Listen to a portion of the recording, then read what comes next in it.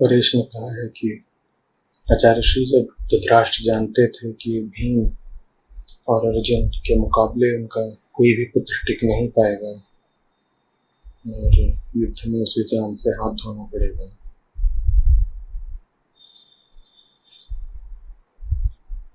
तो भी क्यों उन्होंने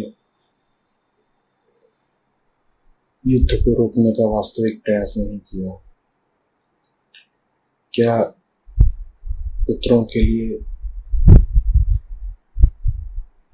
राजगद्दी का मोह पुत्रों की जान से अधिक प्यारा हो गया था? प्रकाश जानने के अनुभव परेश और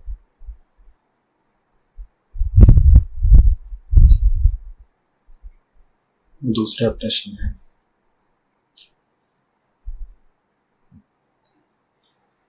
आचार्य जी प्रणाम।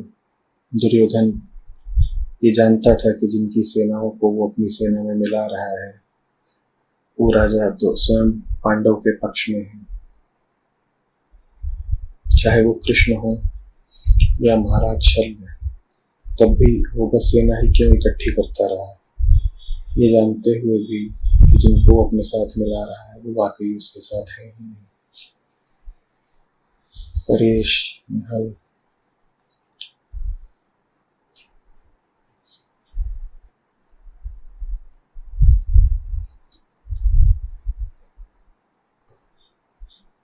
सत्य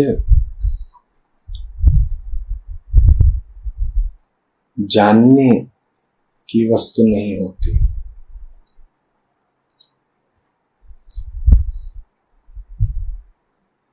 जानने का नाम लेकर जिसको तुम पकड़ते हो वो सत्य नहीं है, कोई सिद्धांत पर है, ज्ञान है, और जमीनी बात कहूं तो सूचना है, जानकारी है। शब्द पर है, इससे अधिक कुछ नहीं।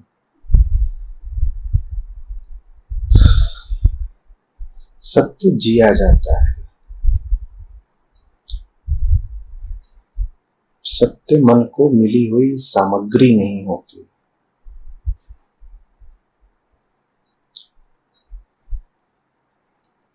सत्य मन को विवश कर देने वाला प्रेम होता है। सत्य मन के हाथ का उपकरण नहीं होता, वो मन का मालिक होता है।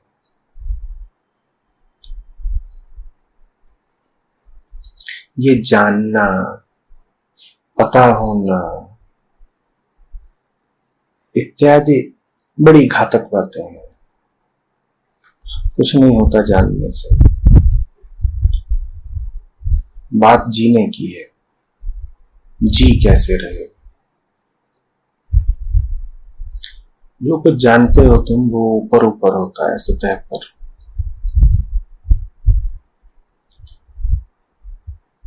भाषा, शब्द, सिद्धांत ये सब मन की सतह पर बैठते हैं, उथली बातें।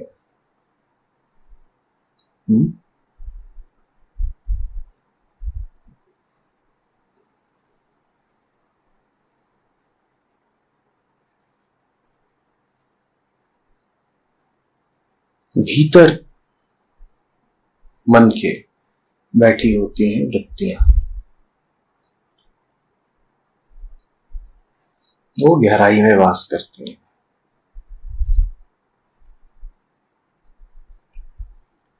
विचार वृत्ति को नहीं जीत पाएगा।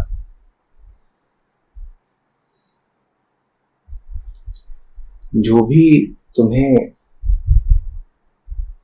सूचना मिली है बाहर बाहर से, वो तुम्हारे भीतरी उपद्रवों के हाथ में खिलौना भर बन के रह जाएगी।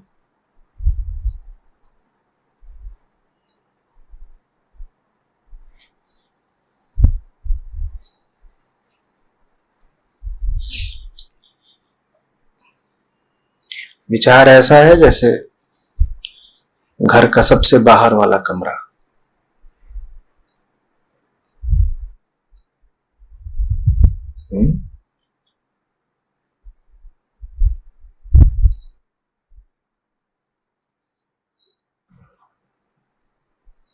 जो अतिथियों के लिए सुरक्षित रखा जाता है।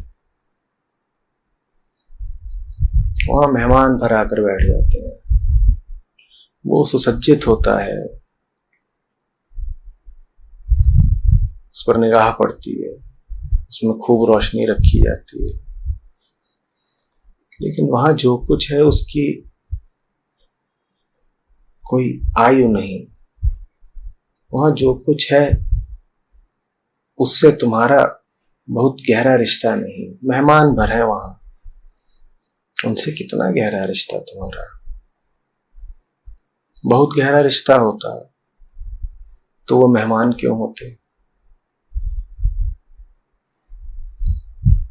और वृत्तियां ऐसी हैं जैसे घर का आंगन, कि जैसे घर का शयन कक्ष, जैसे लिविंग रूम,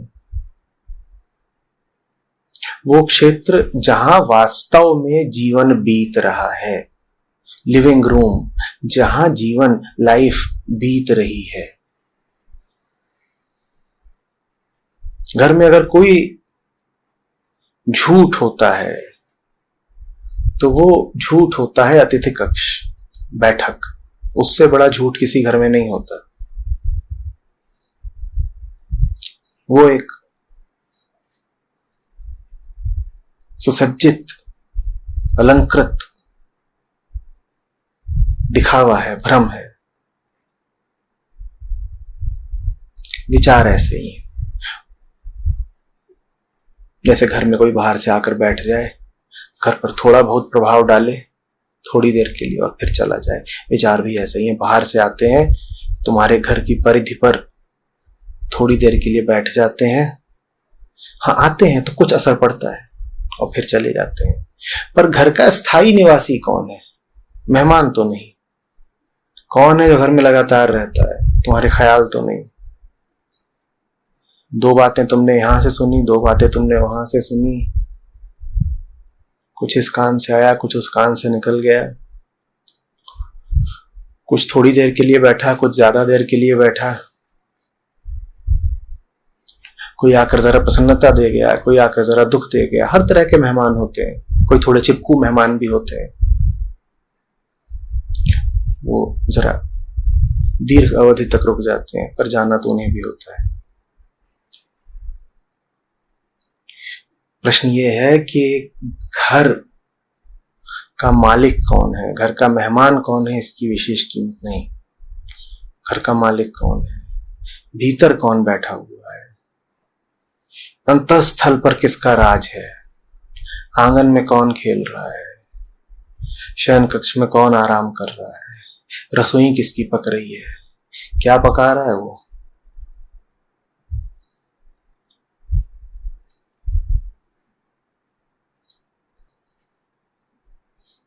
भीतर वाला सदा जीतेगा बाहर वाले से।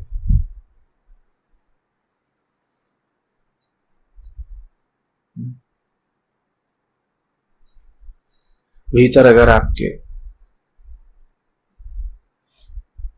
काम बैठा हुआ है, भीतर अगर ईर्ष्या बैठी है, क्रोध बैठा है, मोह बैठा है, तो मैं कह रहा हूं कि जो कुछ बाहर से आएगा उसका वो इस्तेमाल कर लेंगे। भीतर वाले बड़े निपुण होते हैं बाहर की सामग्री का उपयोग करने में।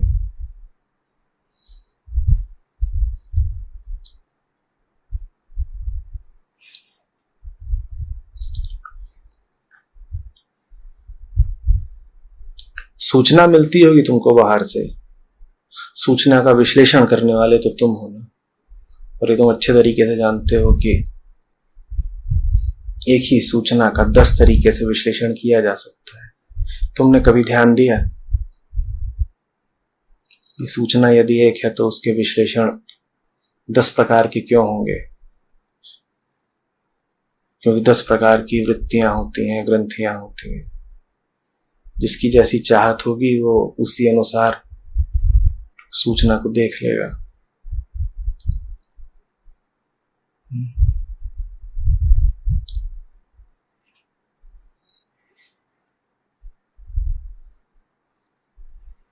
बात समझ रहे?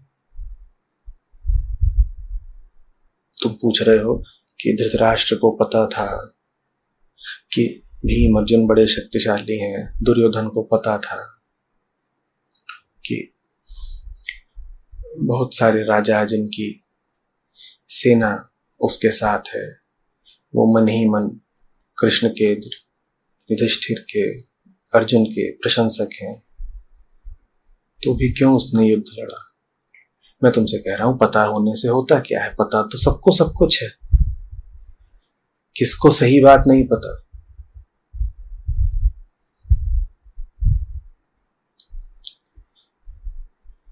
यहां तो तुम 2 साल के होते नहीं हो कि तुमको सब ब्रह्म ज्ञान पता चल जाता है।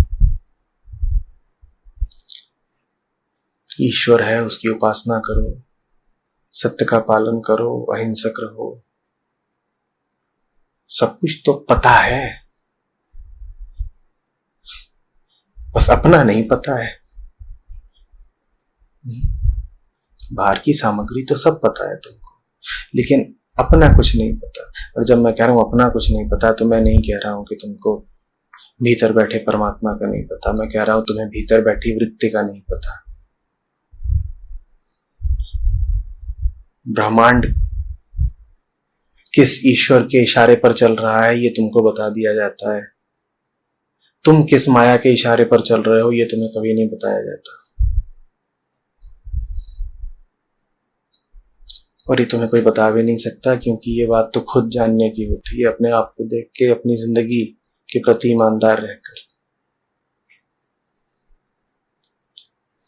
धार्मिक प्रकार के लोग तुमको बता देंगे कि कहीं कोई बैठा है ईश्वर किसी आसमान में, वो चांद तारों ग्रहों आकाश गंगाओं को चला रहा है, निर्धारित कर रहा है। विज्ञान आएगा वो भी तुमको बता देगा कि हटाओ ईश्वर वगैरह, प्रकृति है और प्रकृति के नियम है। सब तुम्हें बता देंगे कि चीजें कैसे चलती हैं। तुम्हें ये किसी ने बताया कि तुम कैसे चलते हो? एक छोटा सा बच्चा भी होता है, उसके सामने तुम खिलौना गाड़ी रख दो, उसकी बड़ी उत्सुकता जगती है, वो जानना चाहता है कैसे चलती है। उसे छेड़ेगा, खोलेगा, पंजर पंजर करेगा, तोड़ी डालेगा, उसे जानना है ये चल कैसे रही, इसका राज क्या है। आदमी की बड़ी उत्सुकता है दुनिया के राज जानने में, पर उस बच्चे की रुचि अपनी तरफ मुड़ेगी ही नहीं, उसकी आंख अपने आप को देखेगी ही नहीं, वो ये जानना ही नहीं चाहेगा कि उसे उस कार में, उस गाड़ी में इतनी रुचि क्यों है। समझना, बच्चा है, बच्चे के हाथ में गाड़ी है, बच्चे को बड़ी रुचि है ये जानने में कि कार कैसे चल रही है, खेल क्या है इसका। पर बच्चा कभी ये सवाल नहीं करेगा कि मैं क्यों इस कार की तरफ आकर्षित हो रहा हूं। तुम किसी बच्चे को ही सवाल करता नहीं पाओगे। और इसी से तुम समझ लो कि मूल जीव वृत्ति क्या होती है। मूल जीव वृत्ति होती है अहंकार, अविद्या। बच्चा ही इस वृत्ति के साथ पैदा होता है। कोई बच्चा नहीं पूछेगा मुझे दूध क्यों चाहिए, मैं माँ को क्यों बुलाता हूं, मैं पांव क्यों पटकता हूं, मैं मुट्ठियां क्यों भींचता हूं, मैं अंगूठा क्यों चूसता हूं। देखा किसी बच्चे को प्रश्न करते हुए? लोग झूठ मूठ ही आकर के बच्चों की उत्सुकता का काव्य बताते हैं, बच्चों को आग्रह का, जिज्ञासा का, उत्सुकता का नमूना बनाकर पेश करते हैं। लोग आएंगे और कहेंगे बच्चों को देखिए वो कैसे कैसे सवाल पूछते हैं। मैं कह रहा हूं हटाओ बात। बच्चा एक भी ढंग का सवाल नहीं पूछता, इसीलिए बड़े होकर हम भी कभी कोई ढंग का सवाल नहीं पूछते। लेकिन लोगों को बड़ा सुख मिलता है, जैसे बहुत उन्होंने पते की बात कहती है, बड़ी दूर की बात कहती है। बच्चों को जिज्ञासा का नमूना बनाकर, कुछ आदर्श सा बनाकर प्रस्तुत किया जाता है। कहते देखिए बच्चे ऐसे ऐसे सवाल पूछ रहे हैं कि बड़े उत्तर नहीं दे पाएंगे।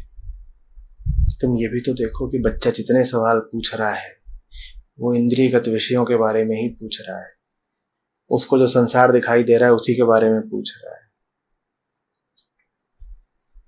आत्म जिज्ञासा जरा भी नहीं है बच्चे में, और यहीं से सारा अभाग शुरू हो जाता है।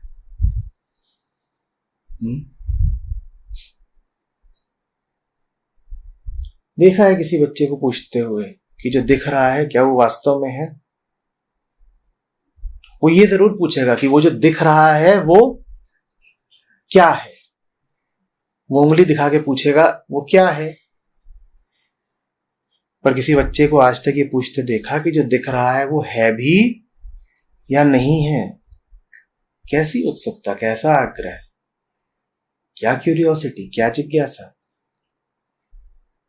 कुछ नहीं जानना चाहता बच्चा। हम जानने के लिए नहीं पैदा होते, हम भ्रमित रहने के लिए, खाने के लिए, पीने के लिए, संतान उत्पत्ति करने के लिए और फिर एक दिन यूं ही मर जाने के लिए पैदा होते हैं। जानने वाले तो बिरले होते हैं जिनकी जिज्ञासा अपनी ओर मुड़ती है। बाकियों को तो वही करना है जो जरा सा बच्चा पैदा होने के अगले ही घंटे से करना शुरू कर देता है। छोटा कोई बच्चा हो, उसके निकट तुम अपनी उंगली ले जाओ, वो तुरंत तुम्हारी उंगली पकड़ लेता है, और यही इंसान आजन्म करता रहता है। कोई चीज दिखी बाहर की, झट से पकड़ ली अपनी मुट्ठी में। बच्चे को समाज ने थोड़े ही बिगाड़ दिया है।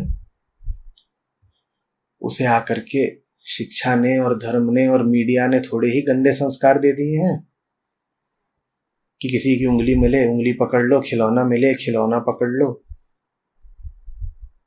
माँ का शरीर मिले उसको पकड़ लो।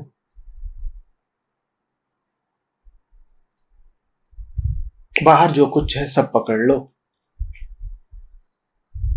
भीतर कौन है जो तुम्हें पकड़ने के लिए विवश करे दे रहा है, उसके बारे में कोई सवाल मत पूछो। ऐसे होते हैं। तो अब तुम बताओ परेश ने, ये सवाल तुम दुर्योधन के बारे में पूछ रहे हो, धृतराष्ट्र के बारे में पूछ रहे हो, या अपने बारे में पूछ रहे हो? हम ये जानना ही नहीं चाहते कि हमारे भीतर आवेग कहां से उठते हैं।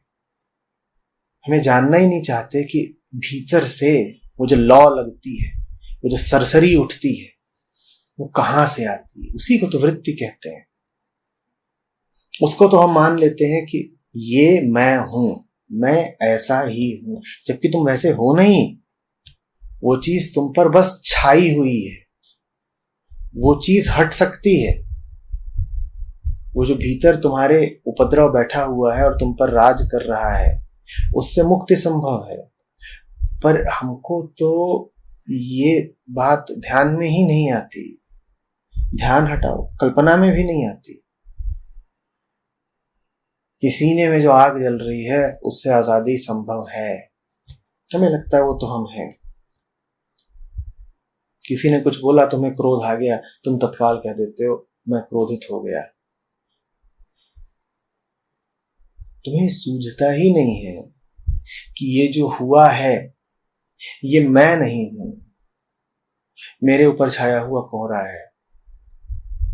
ये जो हुआ है अभी, ये मैं नहीं हूं, मेरी बीमारी है। और यदि बीमारी है तो हट सकती है। ये सोचता ही नहीं।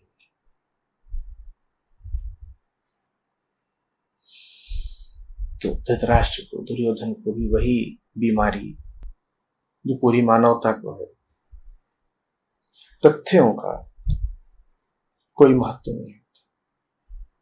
वाक्यों का, आंकड़ों का कोई महत्व नहीं।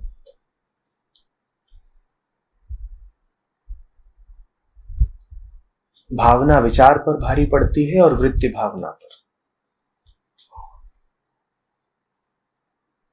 तुम्हें ऊंचे से ऊंचा विचार बता दिया जाए,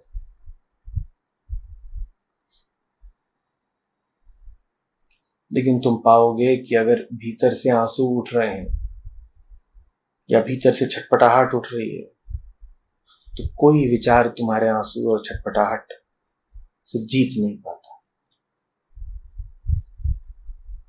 तुम तर्क दे दे के, समझा समझा के हार जाओगे। जो भावना के तल पर काम कर रहा हो उसको तुम बातों से समझाओ और फिर अपनी बेबसी देखो। समझाते जाओ, घंटों समझाते जाओ, पर वो वहां है ही नहीं जहां तुम समझा रहे हो। वो तो वृत्तियों की काली अंधेरी गुफाओं से बात कर रहा है और तुम समझा रहे हो धरती पर। तुम्हारा समझाना है धरती का, सतह का।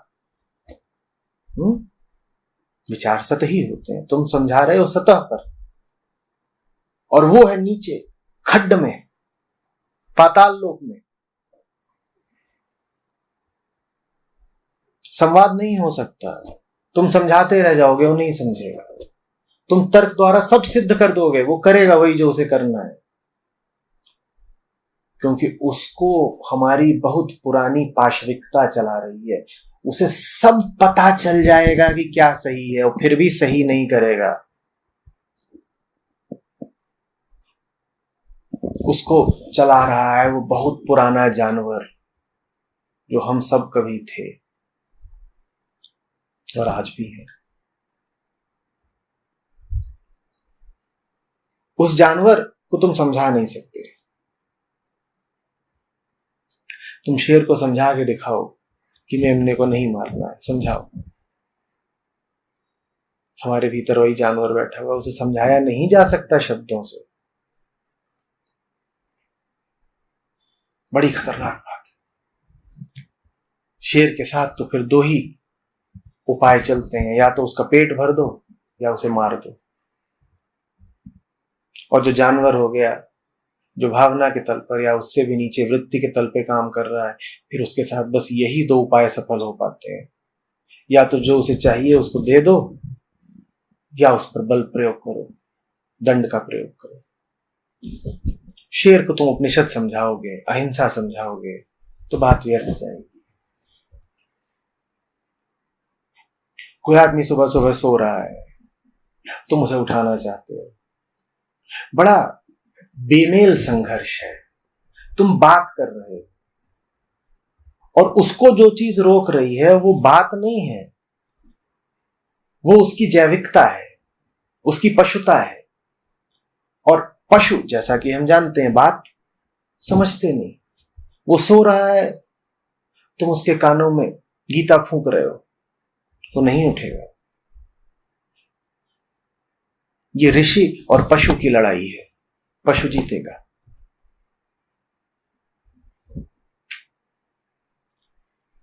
ऋषि ने जब भी उपनिषद का सहारा लेकर पशु से संघर्ष किया है, ऋषि हारा है। ऋषि समझा भी सिर्फ उनको सकता है जो कम से कम इंसान हो गए हैं। इंसान को उपनिषद दिया जा सकता है, वो उपनिषद पाकर सामान्य आदमी से साधुता की तरफ बढ़ेगा। आदमी उपनिषद सुनेगा तो उसका जरा ऊर्ध्वगमन होगा, वो ऊपर बढ़ेगा। पर अगर तुम शेर को, कि बंदर को, किसी दरिंदे को उपनिषद सुनाओगे तो बात नहीं बनेगी। हमारे शरीर में एक एक जानवर बैठा हुआ है, एक एक जानवर। इसीलिए तपस्या में कई बार शरीर को क्षीण ही करने पर बड़ा जोर दिया गया कि दुबला कर दो इसको। ये जानवर है। जिसको तुम मन की लहर कहते हो वो भी मन की लहर नहीं है, वो वास्तव में तन की लहर है, शरीर से ही पैदा हो रही। और ये जितना ज्यादा सबल रहेगा उतना परेशान करेगा। ऐसी एक सोच थी। वो सोच बिल्कुल सही हो आवश्यक नहीं है, पर जिन्होंने ये सोचा उनकी इतनी तारीफ तो करनी पड़ेगी कि वो ये समझ गए कि इस काया में बड़ी गड़बड़ है। ये समझने बूझने नहीं देती। सुनते तुम खूब रहते हो, समझने नहीं देती। या ऐसे कह लो कि तुम एक तल पर समझ जाते हो, बस एक तल पर।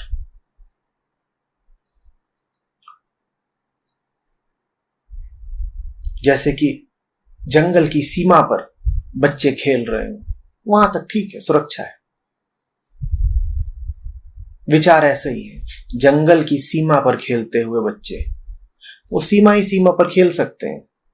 सीमा पर उनके लिए बड़ा आराम है। करो क्रीड़ा। जरा सा वो जंगल के अंदर घुसेंगे, पशु खा जाएंगे उनको। तुम्हारे सारे सिद्धांत, तुम्हारा सारा ज्ञान उन बच्चों की तरह है जो जंगल की सीमा पर ही खेल सकते हैं, सीमा मात्र पर ही पाए जा सकते हैं। अगर वो अपना खेल लेकर, अपनी गेंद लेकर जंगल के भीतर घुसेंगे तो मारे जाएंगे, हारेंगे। इस बात को गौर से समझ लो।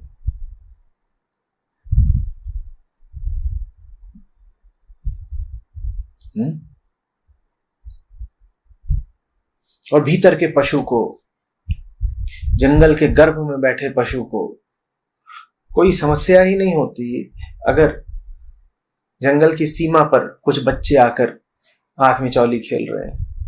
कहता है खेल लो, तुमसे हमें क्या खतरा है। तुम बाहर बाहर खेलते रहो, भीतर तो हमारा राज है। इसी तरीके से हमारी वृत्तियों को कोई तकलीफ नहीं होती है। तुम सत्संग सुन लो, तुम आध्यात्मिक शिविरों में चले जाओ, तुम कबीर साहब को गा लो, तुम गुरुओं की संगत कर लो। भीतर जो दरिंदा बैठा है उसे कोई तकलीफ नहीं आती, उसे खरोंच भी नहीं लगती।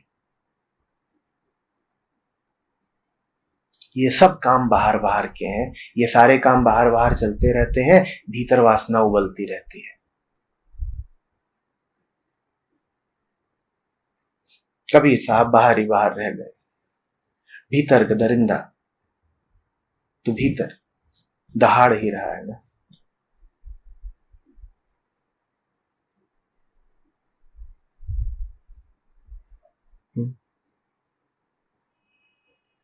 दरिंदा जीतेगा, कबीर हारेंगे। और भीतर ऐसे ही नहीं कि सब बड़े भयावह ही दरिंदे हैं। पशु कोई एक ही प्रकार के थोड़े ही होते हैं। नन्हे खरगोश भी तो होते हैं, वो दुबके रहते हैं भीतर, भय। तुम बाहर बाहर से किसी को बड़ा प्रोत्साहन दे दो, बता दो उसको कि भय निर्मूल है, अनावश्यक है, तो भीतर का खरगोश, उसका भय कैसे मिटा दोगे?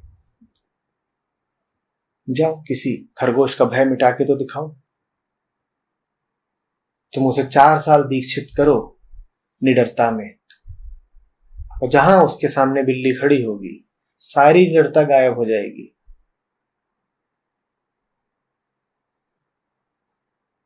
तो ऐसे ही तमाम जानवर भीतर बैठे हुए।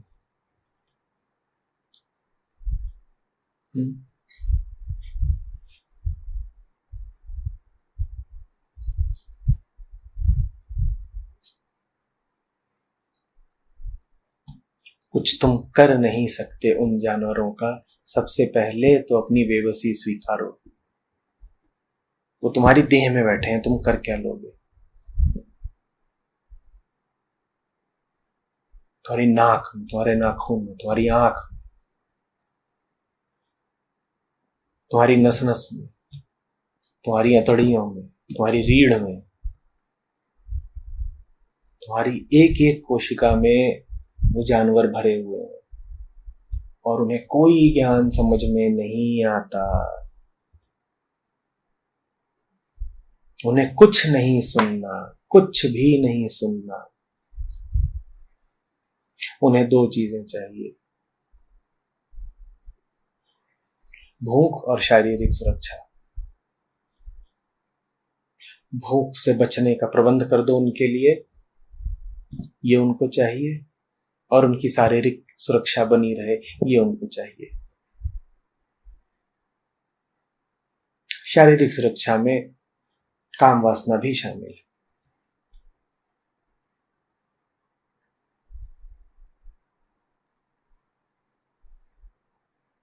आदमी को जानवर से बहुत भिन्न मानते क्यों हो?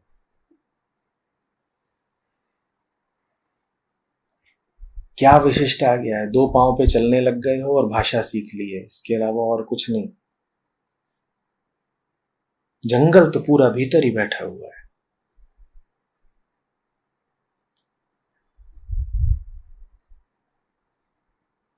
आदमी तो तुम ताजे ताजे बने हो,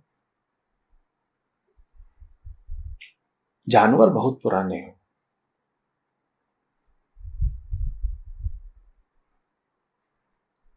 अगर ये माना जाए कि 1 जनवरी को इस ब्रह्मांड की शुरुआत हुई थी, विज्ञान जैसा कहता है बिग बैंग, तो जानते हो आदमी कब आया है? अगर माना जाए कि आज 31 दिसंबर की मध्य रात्रि है,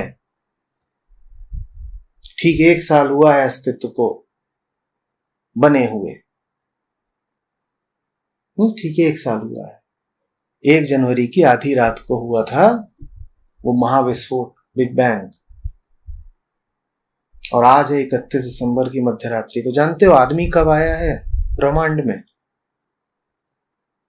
कब आया है? अभी 2 मिनट पहले। 31 दिसंबर की रात, समझ लो 11:45 बजे आदमी आया है, या उसके भी बाद। पूरे साल आदमी कहीं नहीं था, या पूरे साल कह लो कि आदमी जानवर ही था। पूरे साल कहीं नहीं था, आदमी अभी बिल्कुल ताजा ताजा उठा है। तुम्हें क्या लगता है उसकी पशुता कहीं पीछे छूट गई है? हम पशु ही हैं, और पशुओं को तुम क्या धर्म समझा लोगे?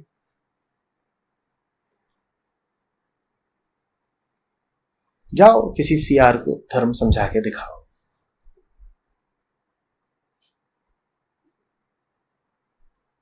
तो तुम्हें इसमें ताज्जुब नहीं होना चाहिए कि अरे धृतराष्ट्र को तो पता था, फिर भी धृतराष्ट्र ने सही निर्णय नहीं लिया। अरे दुर्योधन को तो पता था, फिर भी दुर्योधन अधर्म करता रहा। इसमें कोई ताज्जुब की बात नहीं है। पता नहीं तुम्हें क्यों ताज्जुब हो रहा है, मुझे तो ये ताज्जुब। पूरी दुनिया वही कर रही है जो धृतराष्ट्र दुर्योधन करते हैं, इसमें ताज्जुब क्या है? हर पशु यही कर रहा है जो ये करते हैं, इसमें ताज्जुब क्या है? ताज्जुब की बात यदि कुछ है तो वो ये है कि ये कृष्ण कहां से आ गए। दुर्योधन धृतराष्ट्र का होना कोई ताज्जुब की बात नहीं, इसमें कोई अचंभा नहीं। कृष्णत्व तो एक अजूबा है, ये आए कहां से? ये क्या भला है? जानवरों के बीच में ये कभी कभार अचानक अकस्मात अकारण ये कृष्ण कहां से खड़ा हो जाता है?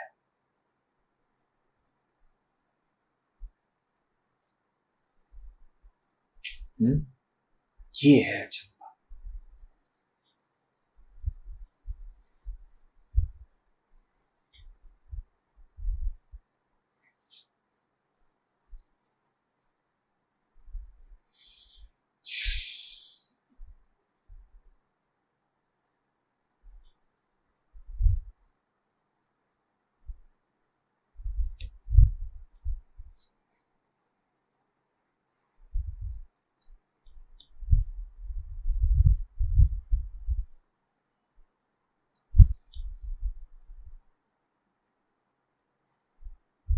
उस पशु को तुम्हें देखना होगा, उसकी हस्ती को मानना होगा, उसे स्वीकार करना होगा।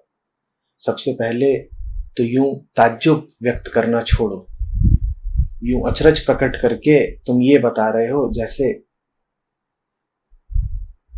हम पशुता से न जाने कितने आगे आ गए हो। नहीं, यूं हैरान न रह जाओ, ये हैरानी झूठी है। पल प्रतिपल देखो कि कैसे हम विवश हैं अपनी वृत्तियों के समक्ष। पल प्रतिपल देखो कि कैसे ज्ञान हारता है और आदत जीतती है। बहुत ज्ञान तुमको, जीतता कौन है? आदत ही तो जीतती है। पल प्रतिपल देखो कि तुम किसके साथ खड़े हो जाते हो, आदत के साथ ही तुम।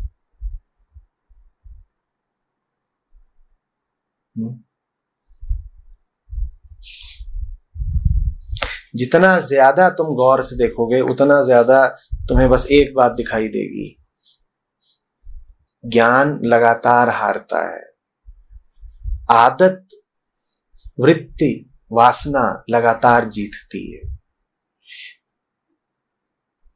यहां तक कि जब तुमको लगता है कि धर्म जीत रहा है, कि ज्ञान जीत रहा है, तब भी जीत वृत्ति ही रही होती है।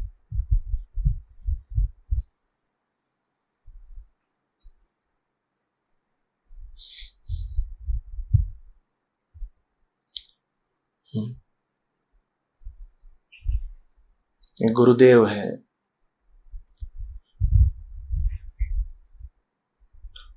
पूरा कपड़ों का बाजार अपने ऊपर लाद लेंगे, फिल्मी सितारों के साथ नाचेंगे।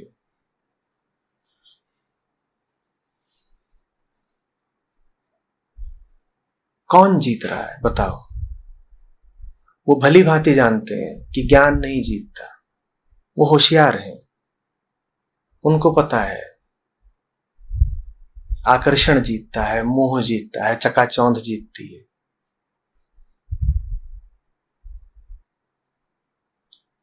तो जब तुम किसी गुरु के पास भी जा रहे हो तो वास्तव में जीत गुरुता नहीं रही है, जीत पशुता ही रही है, क्योंकि तुम उन सज्जन के पास नहीं गए थे, तुम उस नचैये के पास गए थे जो फिल्मी सितारों के साथ नजर आता है।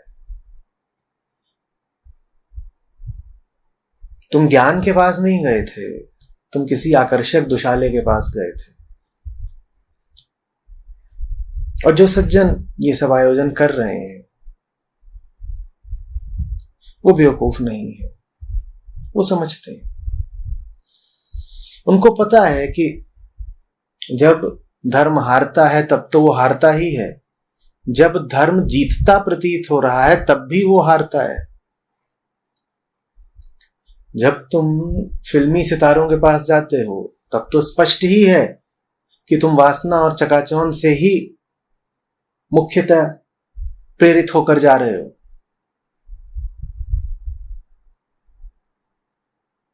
लेकिन जब तुम फिल्मी सितारों की अपेक्षा किसी आध्यात्मिक गुरु के पास भी जाते हो और ऐसा लगता है कि देखो धर्म जीता, ज्ञान जीता, गुरुता जीती, आज मैं फिल्मी तमाशा देखने नहीं जा रहा, आज तो मैं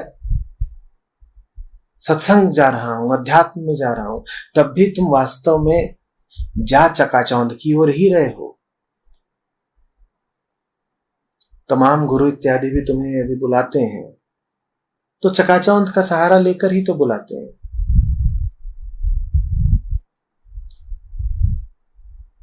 ज्ञान तो तब भी हारता है जब तुम गुरु के पास जा रहे हो।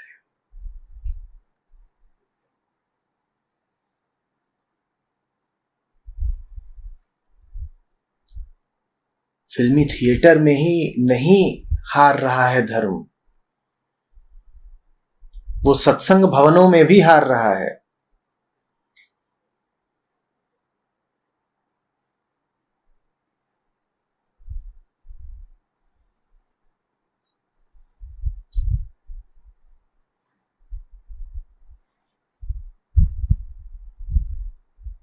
मीरा के भजन है, बुल्ले शाह की वाणी है, कबीर साहब की साखियां हैं, अगर ये ठीक वैसे ही गा दी जाएं जैसे मीरा देवी गाती हों, कि बुल्ले शाह गाते रहे होंगे, कि जैसे कबीर साहब अपनी आवाज में बोलते होंगे, तो तुम उन्हें सुनने नहीं आओगे। पर जाओ इंटरनेट पर और वहां कबीर साहब की साखियों को, भजनों को बड़े लुभावने और मसालेदार और लच्छेदार अंदाज में गाया जा रहा है, और लोग जा रहे हैं। लोगों को लगता है हम कबीर साहब की ओर जा रहे हैं। नहीं, तुम कबीर साहब की ओर नहीं जा रहे हो, तुम राम की ओर नहीं जा रहे हो, तुम धर्म की ओर नहीं जा रहे हो, तुम अभी भी जा रहे हो मसाले की ओर ही, क्योंकि भीतर के जानवर को मसाला बहुत पसंद है। वो धर्म के नाम पर भी मसाला ही चाटता है।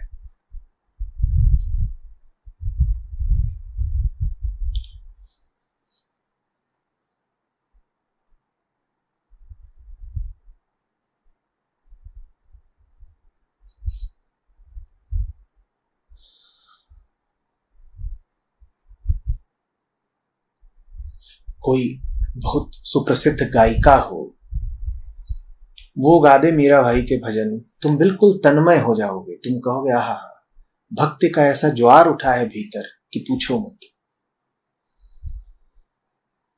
मीरा खुद वैसे थोड़ी ही गाती रही होंगी जैसे कोई पेशेवर गायिका गाती है।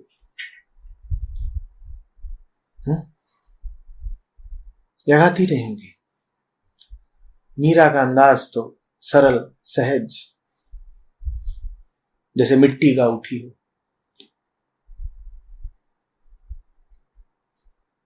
पर यही 50 प्रकार के उपकरण हों, वाद्य यंत्र हों, म्यूजिकल इंस्ट्रूमेंट्स, कोक स्टूडियो, अब देखो सब सूफी हुए जा रहे हैं। हाँ, कोई असली सूफी हो और वो तुम्हारे सामने अपने चीथड़ों में आए तो बताओ वो तुम्हें कितना आकर्षित करेगा। सूफी जानते हो ना,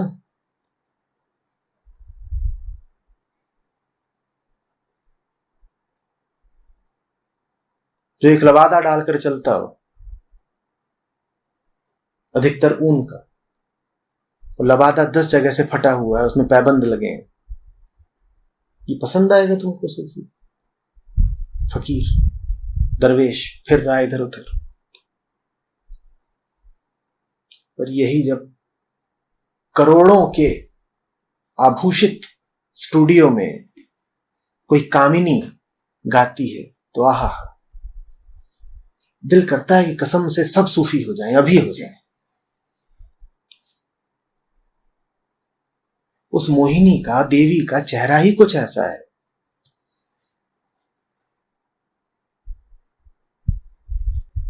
और ऐसी वेशभूषा है, ऐसी सुसज्जा करके आती है कि बिल्कुल सिद्ध हो जाता है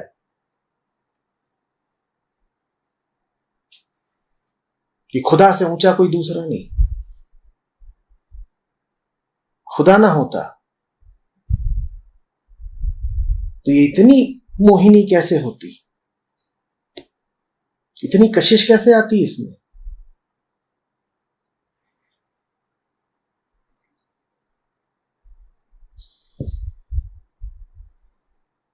मैं कितने ही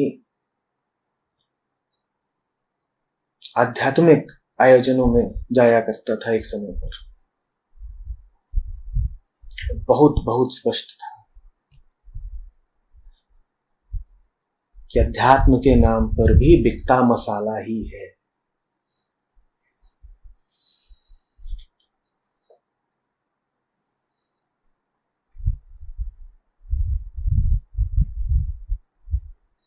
कोई बेचारा धर्मपरायण भक्त खूसट बुढ़ा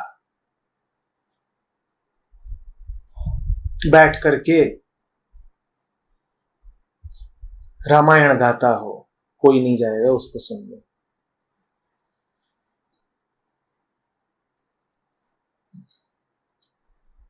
पर देवियां जब अपने आप को घोषित करती हैं कि हम तो प्यारे भगवान के प्रेम में खो करके नाच रही हैं, बाल इत्यादि खोल करके, या अपने आप को बाउल परंपरा का घोषित करके, तब देखिए कैसी भीड़ जुटती है, सारे जानवर इकट्ठे हो जाते हैं। तुम्हें क्या लग रहा है वो सारे जानवर अपने अहंकार का विसर्जन करने के लिए इकट्ठा हुए हैं? तुम्हें क्या लग रहा है वो सारे जानवर रामरस पीने के लिए इकट्ठा हुए हैं? नहीं, उन्हें कामरस चाहिए। ये बात हो सकता है उन्हें पता ना हो, क्योंकि जैसा हमने कहा कि ये जो पता होना है, ज्ञान होना है, ये सब तो बहुत ऊपर ऊपर की बात है। हमें खुद कहां पता है कि भीतर ही हमारे क्या क्या पक रहा है। हमें कहां पता है कि क्या हमें आकर्षित करता है, किधर को और क्यों।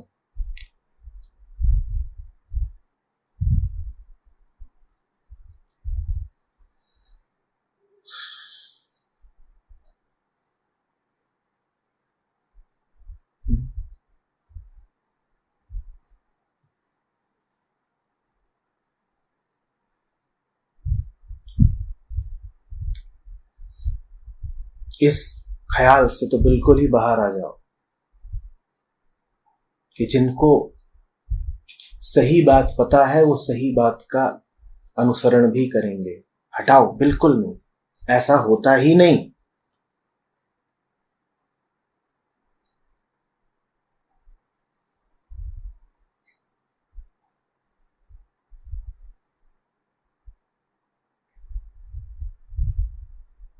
सही बात का कोई अनुसरण नहीं होता। हां, गलत बात पर नजर डाली जा सकती है, गलत बात पर नजर रखी भी जा सकती है। अच्छी अच्छी और बड़ी बड़ी बातें एक तरफ रखो। तुम तो जरा ये देखो कि हकीकत क्या है। अच्छी बड़ी बातें तो कोरे आदर्श हैं, बड़े दूर के हैं, न जाने किन आसमानों के किस्से हैं। तुम तो ये बताओ वास्तव में घर में चल क्या रहा है। छोड़ो ये सब बात कि रामराज में क्या होता था। तुम बताओ तुम्हारे घर में क्या अफसाना है। छोड़ो ये सब कि धर्म क्या कहता है। तुम बताओ तुम्हारा मन क्या कहता रहता है। जरा उस पर नजर डालो, जरा उसकी बात की जाए। और वही एकमात्र तरीका है। भीतर के जानवर से रूबरू होना पड़ेगा। बड़ी शर्म आती है, क्योंकि हमें बता दिया गया है कि हम तो बस करीब करीब देवता ही हैं, और कई तो देवता होने को भी लांछन जैसा मानते हैं। वो कहते हैं ब्रह्म, कॉल मी ब्रह्म। देवता, ये ओछी बात कर दी तुमने।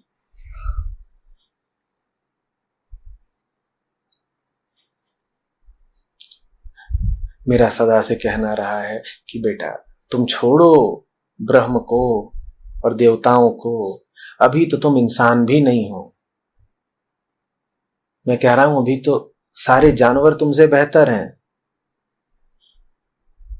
क्योंकि जानवरों में कम से कम झूठ नहीं है और मक्कारी नहीं है, दो मुंहे दो गले नहीं है। कम से कम वो धर्म की कोई बात ही नहीं करते।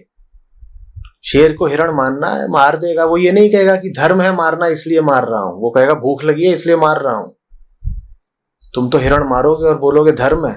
देवी की यहां पे बलि चढ़ानी है, हिरण चाहिए। पेट के लिए थोड़े ही मैं हिरण की बलि चढ़ा रहा हूं, देवी को बलि देनी है। तुम कहोगे साहब ईद है इसलिए कुर्बानी दी जा रही है। तुम ये थोड़ी कहोगे कि मांस का स्वाद बहुत पसंद है। तुम थोड़ी कहोगे कि जबान के गुलाम हो।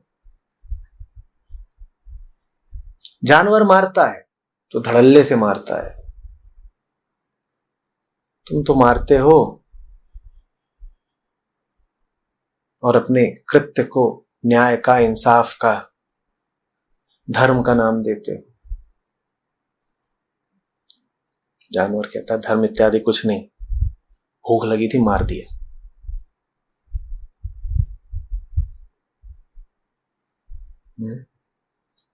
तो हटाओ ब्रह्म को, हटाओ देवताओं को, आदमी बन जाओ। और मैं पक्का भरोसा दिलाना चाहता हूं, आदमी नहीं हो। भरोसा मुझे इसलिए है कि आदमी नहीं हो क्योंकि अभी तो जानवर के तल पर भी नहीं हो, उनसे भी नीचे हो।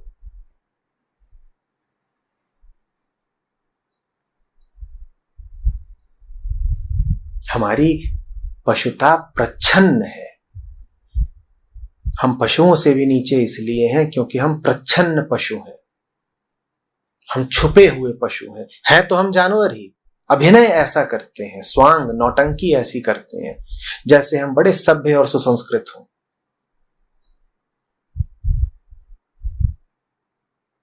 बाहर चेहरा होगा साधु जैसा, संत जैसा, और भीतर झांकिए तो किसी वहशी दरिंदे की खूनी लाल आंखें दिखाई देंगी आपको।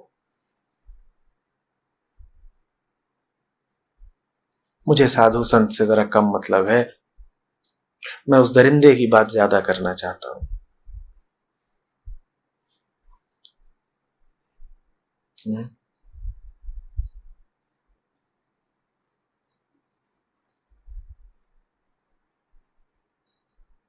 जानते हो, मैं उस दरिंदे की बात इतनी करता हूं तो होता क्या है, मेरा उससे वास्ता भी बहुत पड़ता है।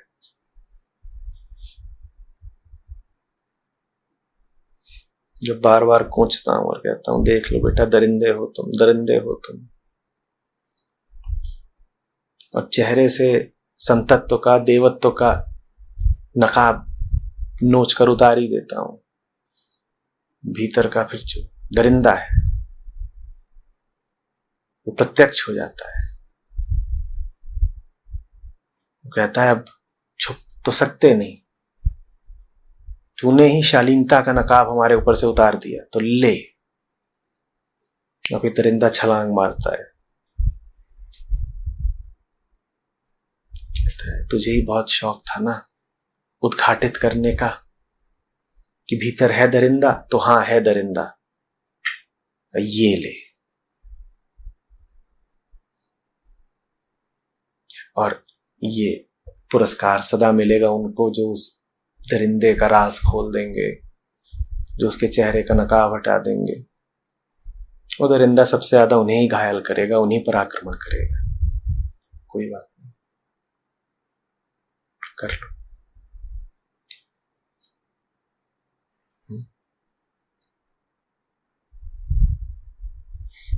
हो सकता है दरिंदा मार डाले, पर अगर दरिंदा है तो दरिंदों को ही मारेगा।